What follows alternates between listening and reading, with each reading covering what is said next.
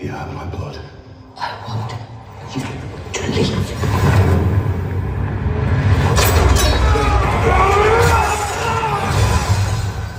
I am the shield that guards the realms of men.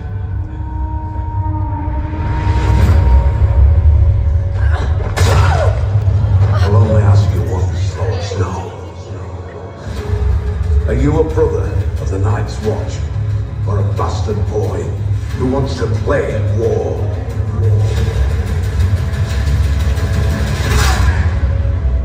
You want to lead one day? We'll learn how to follow. Do your duty for however long it takes to beat them back.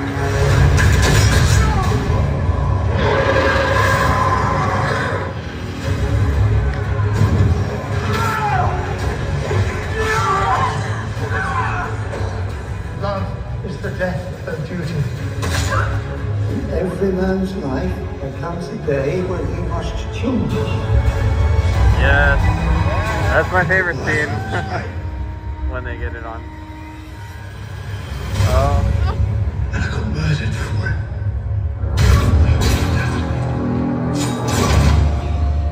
Winter is almost upon us. You'll find the strength to do what needs to be done. Kill the boy, Jon Snow, and let the man be born.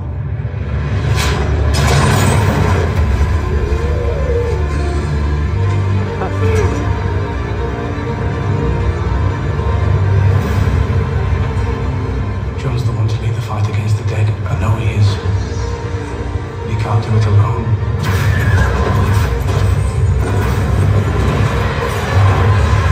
All those hard sons of bitches chose him as their leader because they believe in him. She protects people from monsters, just as you do. Together, we will save this country from those who would destroy it. Two brothers now, fight with me! He's never been a bastard. He needs to know. His name is Edward Targaryen.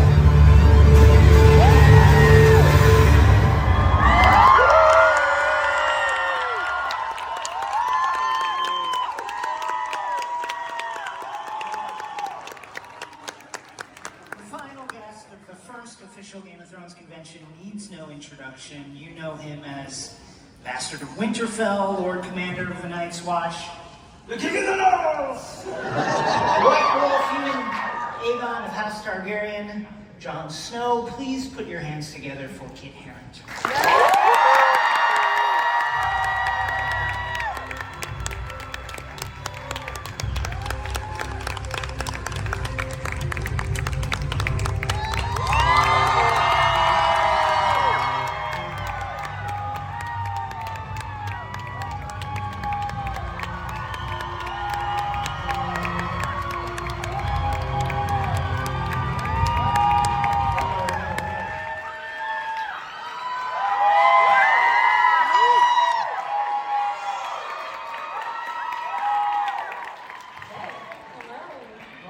This is also our chance to say welcome to the official Game of Thrones podcast. Quite emotional, kind of hearing all of that. That's there, that montage. That's awesome. It's nice to see you guys. It's been a minute. Yeah,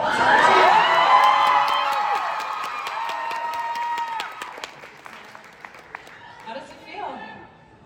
Yeah, I've been reflecting a bit today on talking about Game of Thrones, because it's, you know, it's, what, 3 or 4 years since we finished, and revisiting it has been really interesting. It's been really nice. It's been nice to be at something like this, seeing people in their awesome costumes and hearing old things from the show. It's been really, it's been a really lovely experience. Thank you guys, actually. Thank you.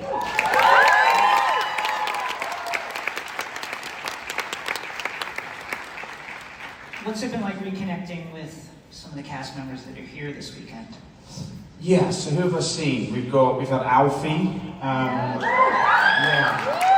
Alfie, like me and Alfie were there right at the start, you know, so we've got this long shared history with this show. We were there in the original pilot. You know, there's only a few of us that made it from the original pilot, which got scrapped, to the sort of end of the show. Me and Alfie had two of those. So we've got a really special bond. And I saw Christian, and me and Christopher Hivju had dinner last night, which was wonderful. And yeah, it's a funny thing, because I guess it's like any big show that kind of explodes, you have this shared connection with the other people on it, be they cast or crew, but especially, I guess, for the actors, the rest of the cast, that you leave the show and your shared experience that you have on the show is gone, it's done. But whenever you meet each other, there's a certain look in your eye with each other that's like, hey man, how you doing? We good? Yeah, I know. And it's, yeah, so really lovely seeing Alfie especially, yeah. You talked about this a little bit earlier, but I thought it was really interesting to hear you reflect on the fact that you were cast in such a monumental role in terms of your own career trajectory in your 20s, and how in some ways you may have been better prepared for something like that in your 30s. Can you talk a little bit about sort of, I don't know, how challenging a role that huge inherently has to be, and how you've sort of worked with that since then? Does that make sense? It does. I think I mentioned earlier that you know, I guess there's no perfect or ideal career trajectory for any actor. I got a really stratospheric boost into this world with Game of Thrones. You know, I left drama school, I went and did a play, and then I was in Game of Thrones. And Game of Thrones just blew up. So I was 21 when it all started to kick off. And you think when you're 20, I don't know how many 21-year-olds we got there? Yeah.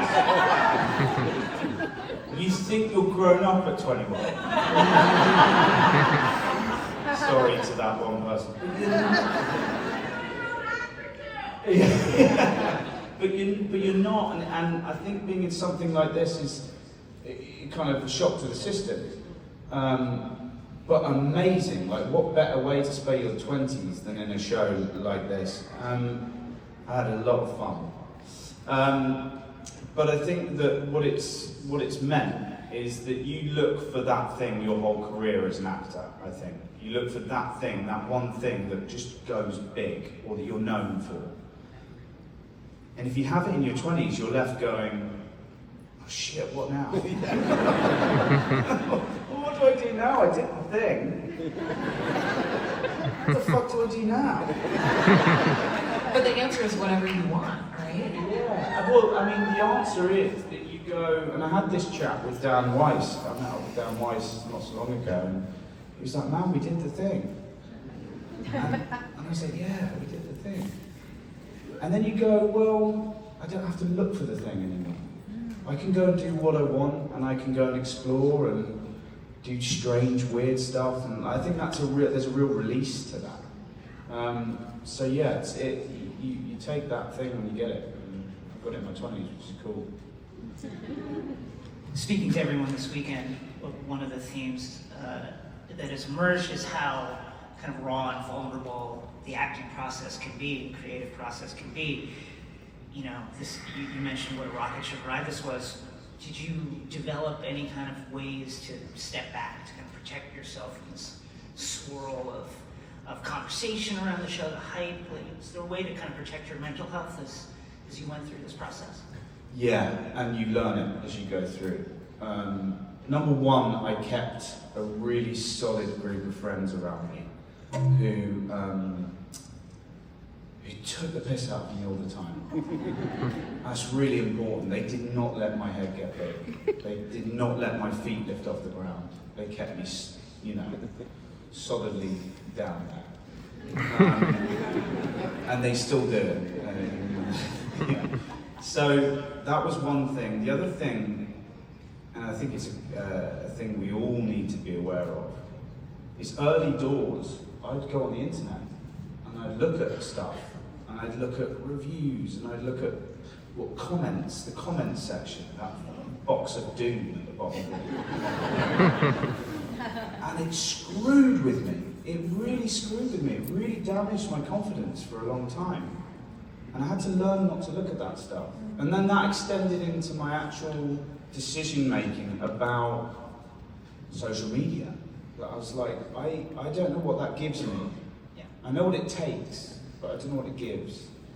And I think each to your own, and some people probably find a lot of brilliant stuff in social media, but I think for an actor in a show like this, it's the most dangerous thing. So I had to not do that. I'm not on social media. I had to like step away from that stuff. Those are the ways I protected myself a bit. You know, but it's also the way you protect yourself is realizing that this is just a TV show. You could be thinking you're the center of the earth and the world and you're the biggest thing since sliced bread, but you are just in a TV show. Let's not get too big for our boots here. It's so interesting to me because I feel like you have such a balanced perspective about all of it now. Did that take time to acquire over the course of like having finished filming, or do you think you always managed to kind of figure out what that good balance and distance from it was, even when you were in it? No, I found that balance all the way through. I think there were times when I got very unbalanced during the show. Like Rose says that when we met, I was like, "Hi, I'm Kit Harington." Who the fuck is that guy? What douche? So I'm sure I had like a massive like imbalance a lot of the time, and for sure, privately during the show, I had large imbalances going on and coping mechanisms and things that were very unhealthy in my life. So it's always going to throw something, being in something like this is always going to throw something out of kilter. But generally, I felt that I like I mentioned before, with you know, with the show, I kept my feet pretty much on the ground. I always treated it as if it wasn't going to be another season. People took the piss out of me for it. I was like, we got to season 6, and I was like, there won't be a season 7. And I did that. I was like, no, you can't take anything for granted. I think that was helpful. We're going to go to questions soon, but if anybody wants to line up in these standing queues on either side of the hall, they're there.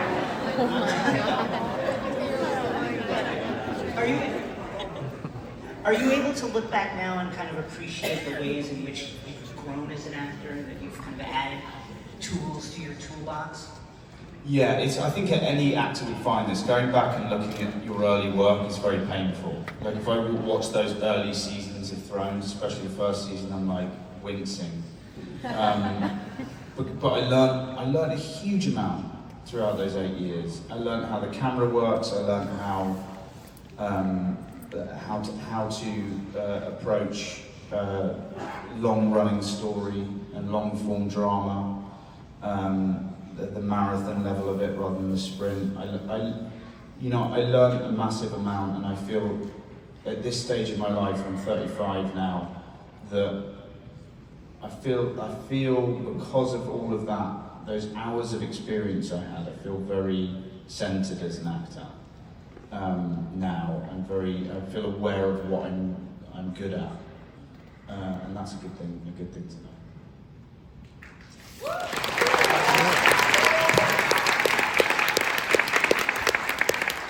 The lines are real, so I feel like we should just get started with that. Let's start on this side. Hi Kit, welcome to LA. So my question is, who is in your opinion deserves to be a king or queen of the 7 kingdoms? And in opinion of the Jon Snow. So like 2 different opinions. Opinion of the Kit Harington and opinion of the Jon Snow. Well, Jon Snow, I think, would have probably gone with Bran, Like, he would have gone with his brother, he would have towed the line, like, that person. By the end of the show, he's like, I don't know, that guy. I'm off, bye. Me, and I hate that I'm saying this, just know that I hate that I'm saying this. And I absolutely 100% don't want to cheer, so anyone who cheers, get out. But I actually think Jon Snow would have been great.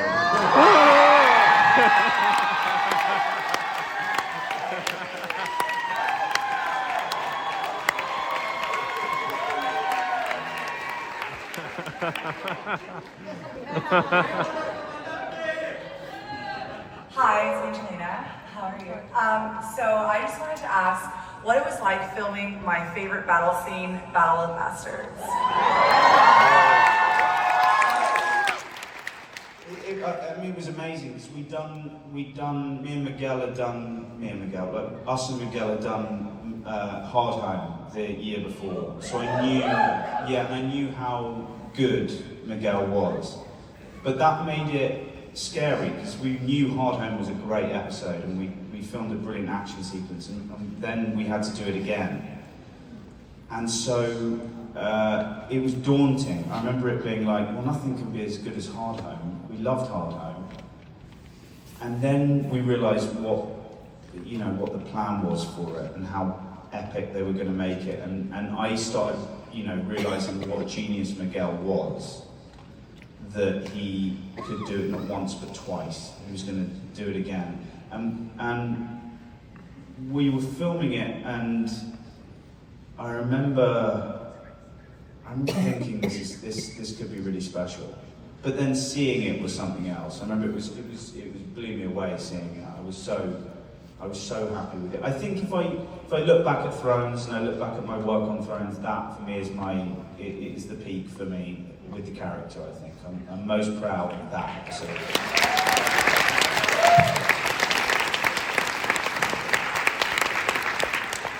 I just wanted to ask you, people love to make a lot of comparisons between Ned Stark and Jon Snow in the sense that both are very honorable men, some of the few good people in this world. So with that comparison in mind, I wanted to ask, what do you think Ned would think about Jon killing Daenerys, especially with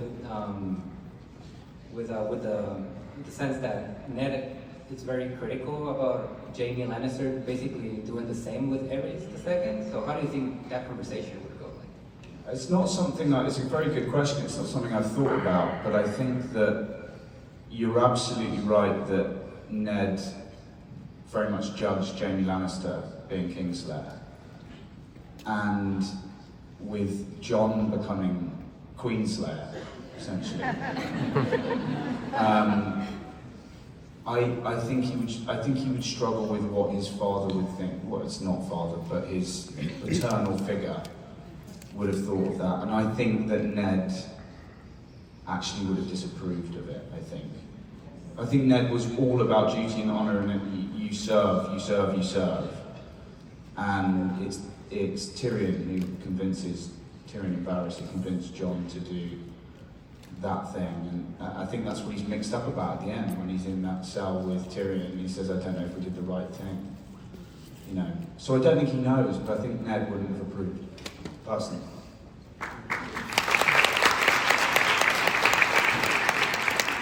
Oh, hi, Kid.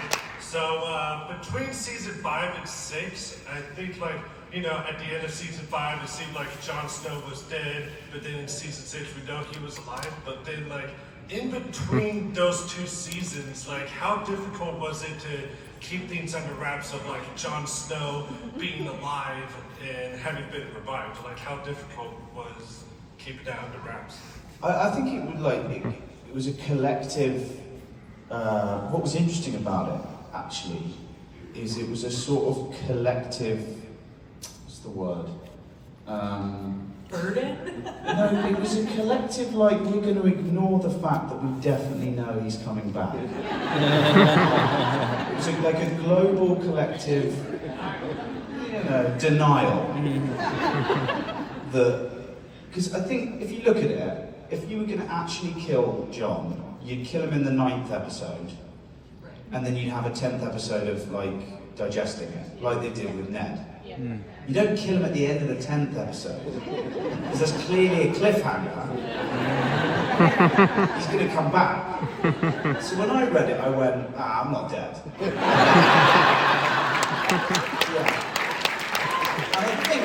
And I think you all did too.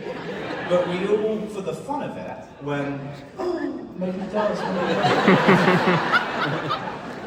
Which I think is quite sweet.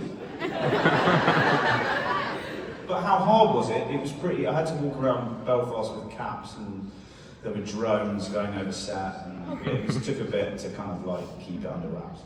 Yeah.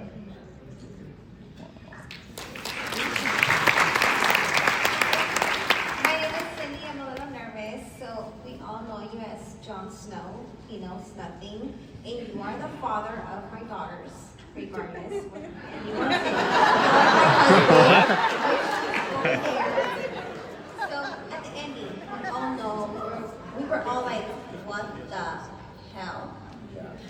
Were you expecting that ending? Because we were not. By ending, you mean the killing of Danny? Yes, and Yeah. we were hurt that Yeah. the king, but in our hearts. Here's my take on it. I think it's okay to be hurt. And I think that in Game of Thrones, there is, the line is said, if you think this had a happy ending, you haven't been watching, reading, or whatever it is. And I think that, I think that there were various things we all could have done differently throughout the show, not just in the final few seasons. But I think that the story is right. And I think Jon killing Danny, I'm sorry, I think is the right ending. Yeah. For me, and it's important to say for me. For you it may not be, and that's okay too. But I think for me it felt like, with where the show went, that felt right.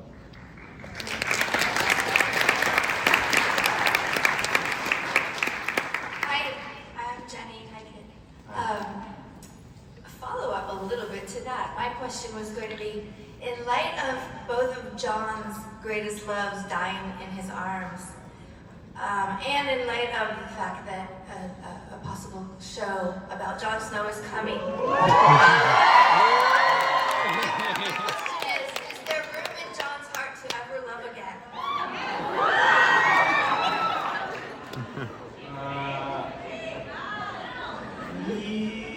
I hope so. I hope there would be. The funny thing about, I said this earlier as well, but I was thinking about Jon and his choice of women, which is that I think he's like the only maternal figure he had was Caitlin, who hated him, treated him like, I swear a lot, I'm sorry, but treated him like crap, right? And he tends to go for really dominant women. It's quite interesting, isn't it? He goes for the really, and I think that there's some Freudian thing going on there. With that in mind, I think he would go for a simple, But I think that especially the egret thing burned him so much that he has definite PTSD and trauma about being in a relationship. So I think it would be tough. Yeah.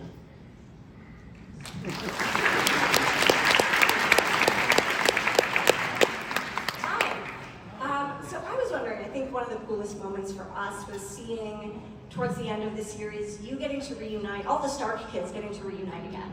And what was it like getting to actually reunite with these actors and getting to play with now these lived-in, developed characters, and on set, how did that feel to kind of play together? I remember the Sansa reunion especially. It's actually one of my favourite moments. And I think for me it was the fact that I hadn't seen Sophie on camera being Sansa in the flesh since she was about the same height as me then. she was my height. But like, it was, you know, I remember that hug that we had, and it was really genuinely emotional for both of us, I think. Because we had genuine, like, our characters have been through horrific things, and we have been through this journey of the show getting bigger and bigger and bigger, and then we met in the courtyard of Castle Black, and it wasn't hard to act. It was like, it was a beautiful kind of moment. I remember that especially. Yeah, there was a nice moment at the end of the whole show where there's all four of them, right? And you forget that they've lost another brother. You kind of forget that in the melee of everything. But yeah, it was those were nice moments. They almost felt too big to act sometimes. You're like, there's too much. You had to kind of get out of the idea of it being this big thing and fans watching it and looking forward to it. You had to just remember it's real people rather than trying to play the moment. That's what I'd say on that. Good question, thank you.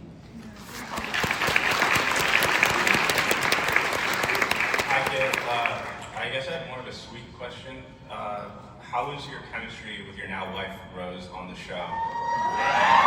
Did you know that she was the one, or? Yeah, I remember. I came back from the. We had a costume. We first met having a costume fitting, and I remember she offered me a ginger biscuit, and I went, "Yes, please." And I just remember coming. I remember coming back from that. Back home and saying to my best friend, I think, oh God, I think I've found the one sort of thing, you know. And there is nothing better in life than falling in love with the person you're in love with on screen. It's just astonishing. But it's astonishing. You know, not sorry to be smushy, but I said to her the other day, I was like, we'll never get that. You know how you fall in love. You're never going to get that sort of like the initial giddy feeling that you get back. You have moments where you fall in love with each other again, but like I reminded her of that, and we just like every time we think about it, we grin. It's like it's amazing. We've got great chemistry, and I'd love to work with her again. I really would. Yeah, we want to do that. I think. Thank you.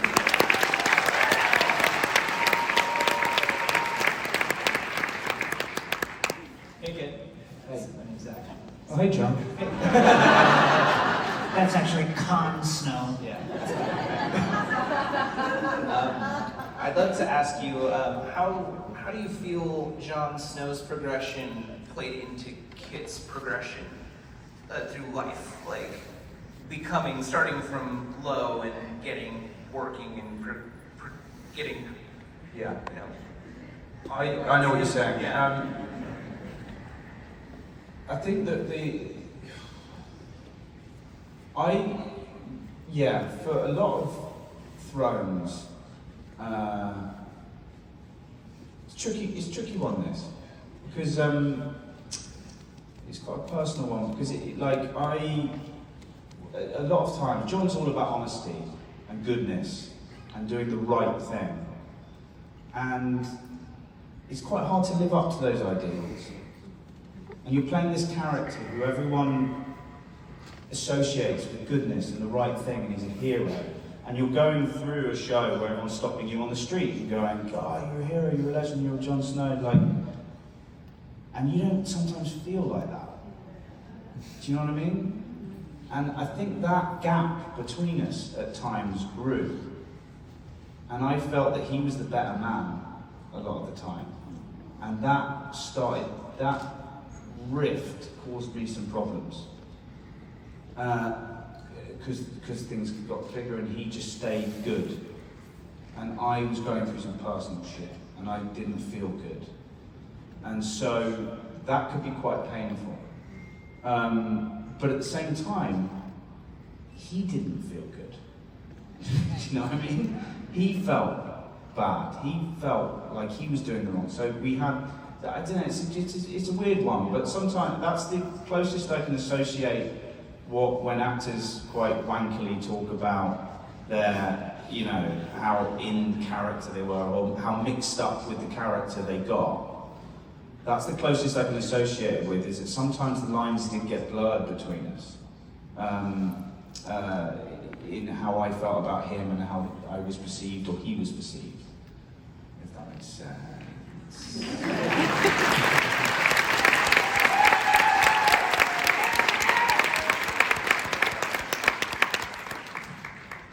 Hi kids, so being an actor on the show, obviously you may have not been able to experience the show the same way we fans did, because you obviously know things ahead of time you're reading in the script. So my question to you was, did you or anyone on the cast ever watch reaction videos to see people's reactions to a lot of the great moments on the show?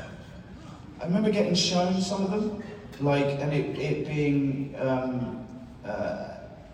an amazing thing. But again, it's one of those, like I talked earlier, it's one of those things you can fall down a rabbit hole with. And before you know it, you're reading comments about it, and someone's going, "I fucking hate Jon Snow."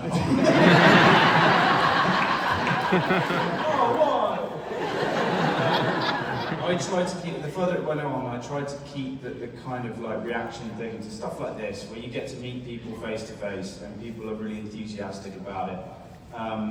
The internet can be a bit of a trap, and you can find stuff you want to find. So yes, I did, and it was cool at times, especially towards the end when people are watching it live in bars and stuff. That looked awesome. But I always wanted to rock up to one of those. I thought it would be a bit too sad. Yeah. Thanks, man.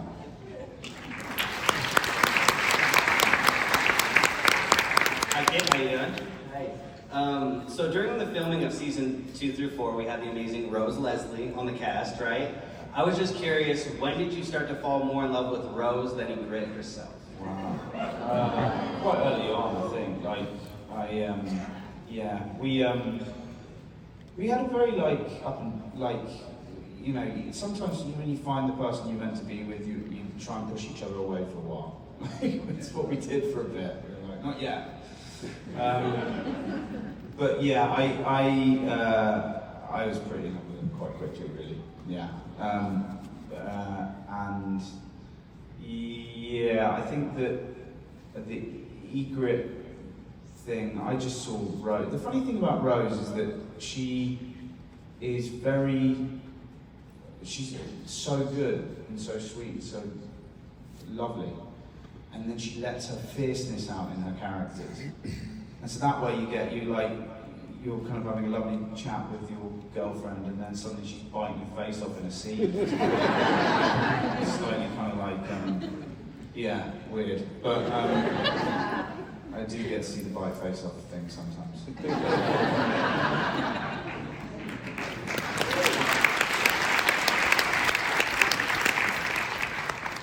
Hi, could you talk about working with costume designer Michelle Clapton? Like, what was most comfortable or uncomfortable, things like that? Michelle Clapton is a masochist. She's a masochist. She likes to cause actors pain. No, she's not. She's lovely. She's great. She was incredible, in fact. She's the most amazing costume designer I've worked with. My favourite costume that I wore probably was the one towards the end. It was the Battle of Bastards one with that long tabard, the one that Con was wearing that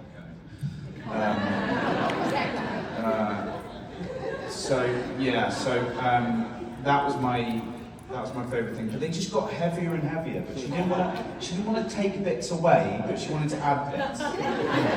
So mine was like 15, 16 kilograms by the end, which you carry around a 15 kilogram dumbbell. It's not too bad, but wear it on your shoulders for 15 hours and fight in it, and it got tiring. But yeah, she's amazing. She's really amazing.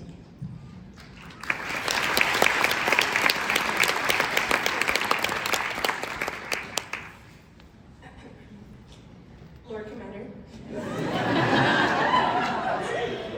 if you could have killed Cersei, and Joffrey, how would you have done it?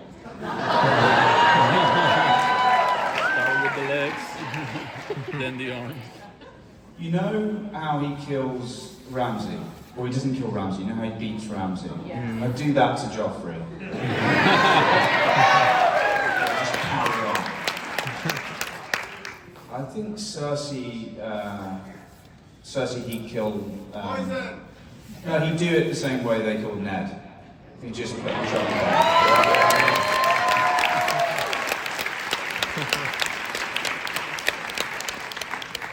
Hello, kid.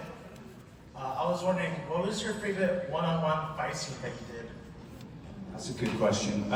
There were two favourites, but I think season 4, the battle for the wall, with the big Then, you know, the guy.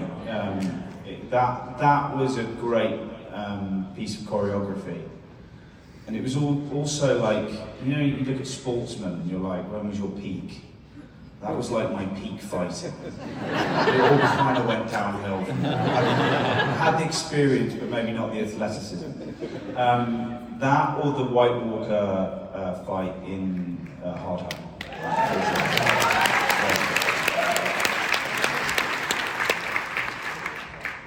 Hey Kit, so I just want to say I was very impressed the first time you wrote the dragon. So if you had your own dragon, what would you name it? It's hard. I hate riding the dragons. It's so uncomfortable. I think, I don't know what I call my dragon. My dog's called, actually I shouldn't say that. I'm not gonna, you never know who's going to call out the dog's name in the pot.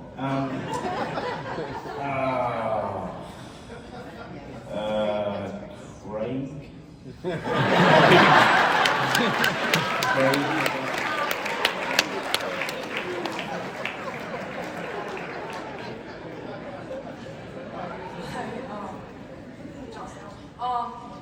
What was your favorite storyline that you weren't involved with, during the entire show, that Jon Snow was just not a part of? Yeah, it's a good question. I really like Jaime Lannister. I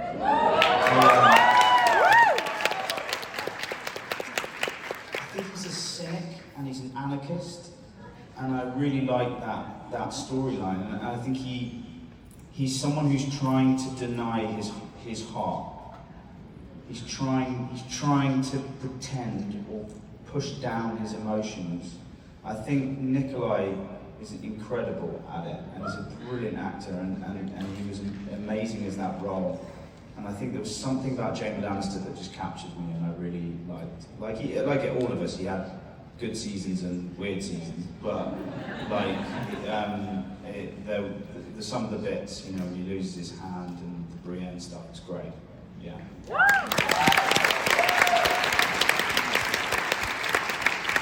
That reminds me of a question. Did you ever wish that Jon were less, unequivocally good? Yeah, it's a good question. I think Jon's main conflict is either to do what's honest or what's right. He gets caught in that. He cannot tell a lie, he cannot do anything that's not honest. And yet sometimes that's the wrong thing to do. I think he wishes that he could do the wrong thing. But he can't, he's just not built that way. I certainly, right now, I look like a 70s porn star because...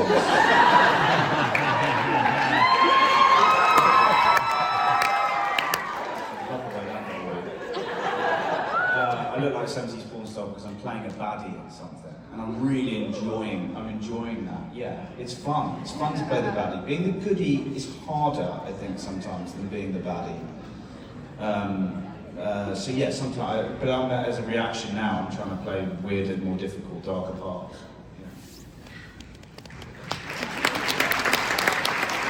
Hello.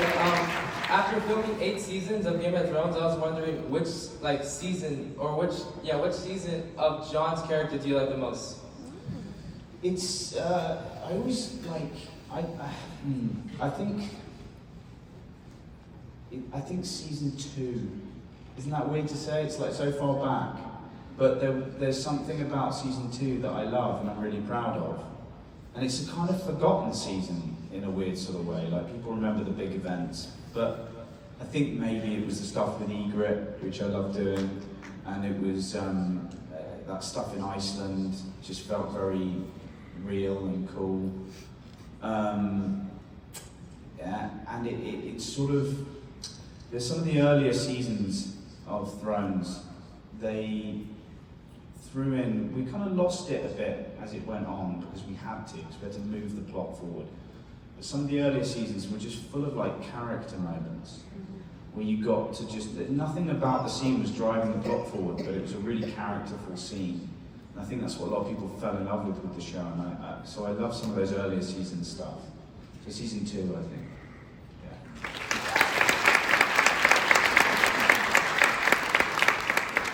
Hey Kit, thank you for being here, and thank you for being Jon Snow. Following the show from my teens through my 20s, and specifically cheering your character on is, it sounds stupid, but it's been a really formative part of me growing up, and it's been great, so thank you. My question was, specifically I got really excited when, we all knew it was happening, when Jon Snow got resurrected, we all knew it. I went to school the next day, hugged all my friends, celebrated. Jon Snow really underplayed that he came back to life and moving forward, which at the time watching that I was kind of like, oh, why is he doing that? So what's your take on why he downplayed that and didn't make such a big fuss about that? He downplayed what, sorry? The fact that he came back to life, got resurrected. So, yeah. That's typically Jon, I think. He doesn't want to talk about it. Like, one of the most brilliant bits of writing in it is when he comes back to life and Davos says, I think it's Davos says, what was there, what did you see? Yeah. And he said, there's nothing. And that's like, holy shit. There's nothing. Like, none of us know what happens after death, but like, he knows. And he doesn't want to talk about it. He doesn't want to therapize. He doesn't want to go into it. He doesn't want to like freak out. He just wants to live a life. And I think after that moment, he just wants to live a good life, and then he gets dragged back into stuff. So I think, look, one thing Jon is very Ned. Like, he didn't have a maternal figure growing up, but he had a paternal one and he copied him. Because the others might take a bit from both, but Jon just went, I'm Ned. That's who I am. And Ned wouldn't want to talk about it either. Like, they're not modern men. And God, men could be a bit more modern as well, but like, they're not like, these are not guys who know about sitting in a therapy chair. I died, I came back to life, let's leave it.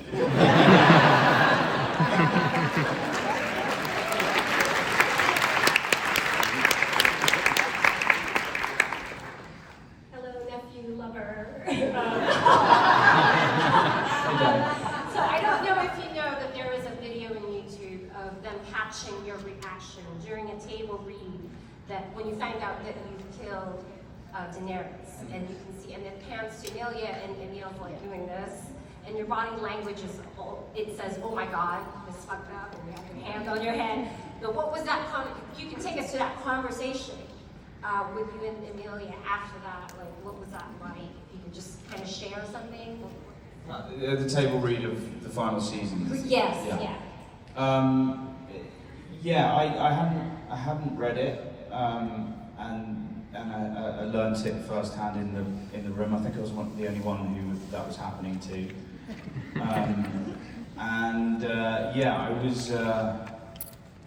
I remember like, dude, I kill you. Like, no. I remember being that, like, oh, I remember being really emotional, like, oh God, no. That type of thing, which felt right to me. Like, me and Emilia had been so split for so long in the show. we meet in season 7. And then we've got a short amount of time before I stab her. Like, it felt like surely we have more than this. Do you know what I mean? It was a bit like that. I remember big shocks in that final table read. Like big moments of, oh my God. Because I wanted, up until that point I'd read, I mean, I think it was just like I was busy and lazy and that's why I didn't read it. But I wanted to experience, I think something deep in me wanted to experience the show as you guys experienced the show. And that was as close as I was going to get, was listening to it live in a room. And I remember sort of being a bit shell-shocked. I was a bit shell-shocked after that. And then we got on with it, yeah.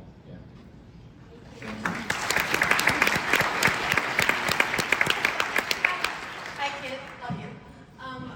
One of my favorite things to do is to watch online bloopers and takes of the show, and I was wondering about the lighter-hearted moments on set, and if there were any practical jokers or any pranks being played, and who were they, and if you could give us like an example of a prank that you guys played or practical jokes that were happening on set. Yeah, David and Dan were the worst. David and Dan loved a practical joke. Did I ever tell you about I'm sure I must have told the one in season 1, where I go up against a white, and they sent me the new sides, and in the new sides it says, in the fight, John has his nose cut off to the very core, and it's disgusting, and he looks hideous, and he starts crying because of how horrible he looks. I was like, oh man. I remember I called my mum. I was like, Mum, I'm going to have prosthetics for years if this goes on. And then I pulled David and Dan aside on set and was like, so this new thing, like that's a big thing. And they were like, yeah, we felt you were getting a bit, I saw Dan say, look, we felt you were getting a bit Harry Potter. And I just see David start laughing. And they did a lot of that. They were big practical jokers. As far as the lighter-hearted moments on Thrones, for me, Thrones will always be not the big glitz and glamour moments, not the big premieres, not the talk shows, not the publicising it, not the even on the fight scenes or the big huge sets. To me, it would be sitting in a damp tent with Sansa, Davos Seaworth and someone else, just chatting shit and having the best time. And we honestly had the greatest group of people who were just who were just funny. They're funny people in our cast. And we had a laugh. And I think that for me is what Thrones will be, is sitting in some god-awful green room in the loosest possible term. Heavy, wet costume, just laughing my tits off.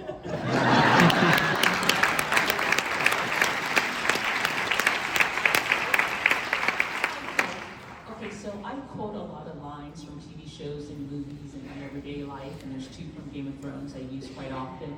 My watch has ended is one of them. I was wondering if we could have it one last time as Jon Snow.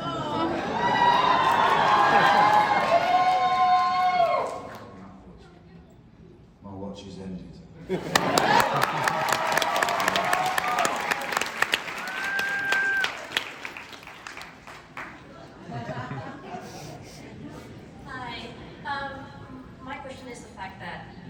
Jon Snow, he goes through such a progression throughout the seasons.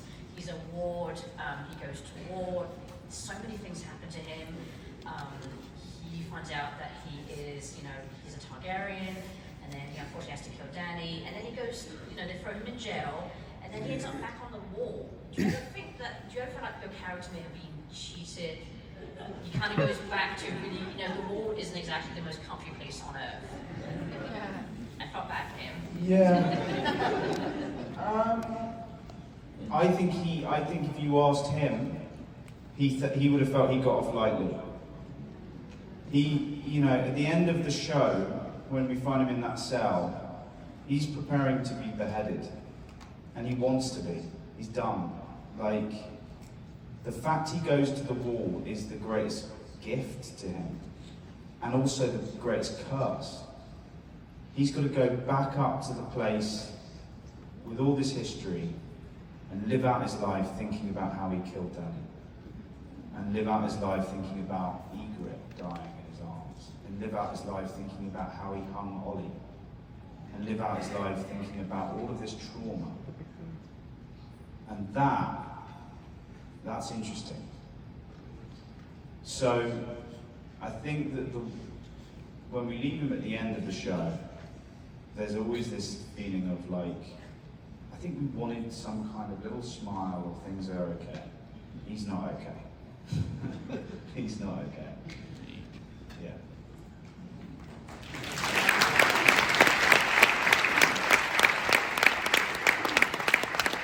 Hi, Snow. So here's my question. Why didn't you keep Ghost? So, Ghost was a problem. Ghost was a problem for us. He's really difficult to film. He really is, like, I promise you. And I think that had they had, I think that had we had less to do in the show, Ghost could have made it, we could have had a place. But the actual physical filming of that green screen animal is much more difficult than dragons, believe it or not, because it has fur. And that fur has to move realistically. So you either superimpose this wolf that you've already filmed on, which always looks a bit shit. It's a really tricky thing, and I think that when they thought about Nymeria and Ghost and all the others, they were like, we can spend a ton of money and time doing this for not enough back, or we can spend the money elsewhere. And you have to make those decisions in a show like that. You have to kind of go, okay, what have we got to cut? We're going to have to cut that thing. And I think that comes down to David and Dan and the choices, the hard choices they had to make. I do think Ghost, has a place. I mean, he's brilliant in the books, and he's such an interesting dynamic with those walls are with the kids. I think he, I think that there's I don't know where I'm going with that. I'm just saying they're very difficult to film. And I can see why David and Dan decided that they were costing more than they could give in the show, Game of Thrones, the show. Yeah.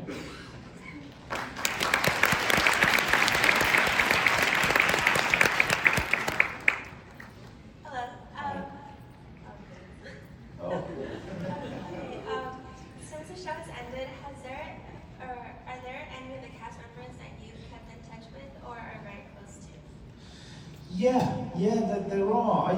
I think that it's a bit like leaving school, right? It's a bit like leaving college, or you have this tightly knit bond of people who are bonded over this one thing, and then it ends. And there's a deep sadness in that, because you know that you're not going to be in that group of people having that shared experience again, and the magic from it is gone. And you have to let it go. We do it as actors all the time. We go from job to job to job, and you have this incredibly important shared experience, and then you've got to let it go and move on to the next one. And it does just disappear. You feel it in theatre all the time. But you do hold on to a few relationships, and some of those relationships can be unexpected. Like, I don't think me and Amelia were that close during the show, because we were always separate. But now, since the show's ended, we've become very close. Like, Amelia's very good friends with Rose, and she lives down the road from me, so she's over all the time, And she's playing with my kid, and like we're really close, me and Clark, and I Ben Crompton is still he played Dolores Ed, like he's one of my favourite people in the world. I saw Christopher last night for dinner. I've seen Alfie today. Me and John Bradley keep up to date with each other a lot. Me and Liam see each other from time to time. can't say Liam's name without laughing. Yeah, you're always going to make really strong friendships, but the actual, the magic of the group is gone. Does that make sense? Yeah.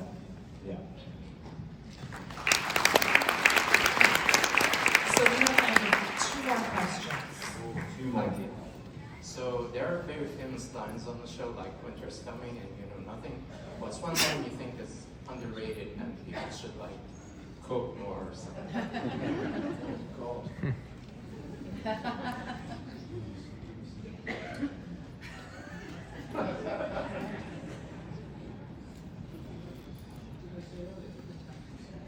Oh yeah, there's nothing.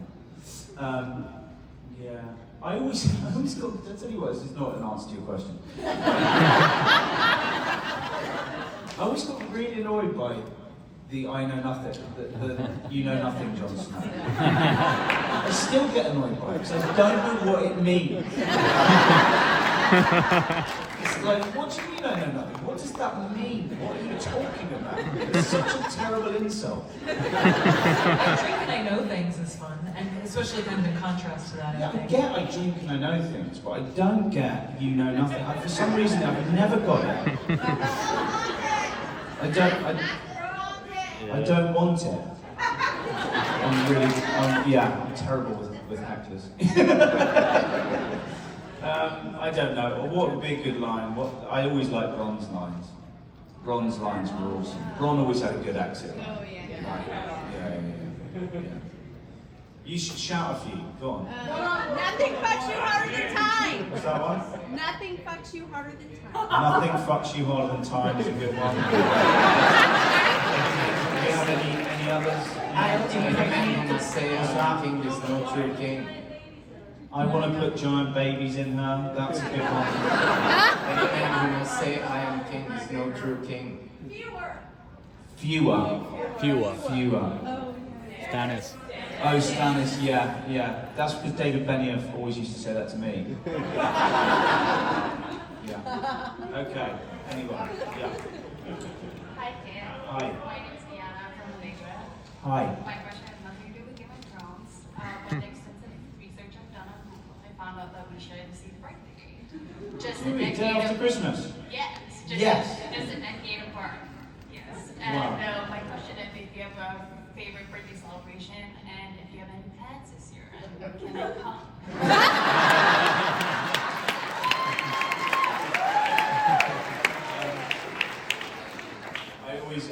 We share a birthday. The birthday is December 26th, day after Christmas. Happy birthday! Thank you. It's coming up, isn't it?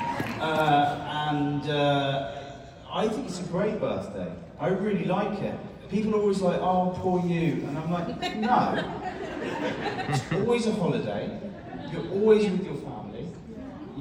It's always around that time of celebration anyway, so it feels like it fits. It's a great birthday, as long as you make sure that people treat it as your birthday. You've got to be really clear. You wake up on Boxing Day morning and you go, "It's my birthday." Now, it's not Christmas, it's my birthday. And I've done that all my life.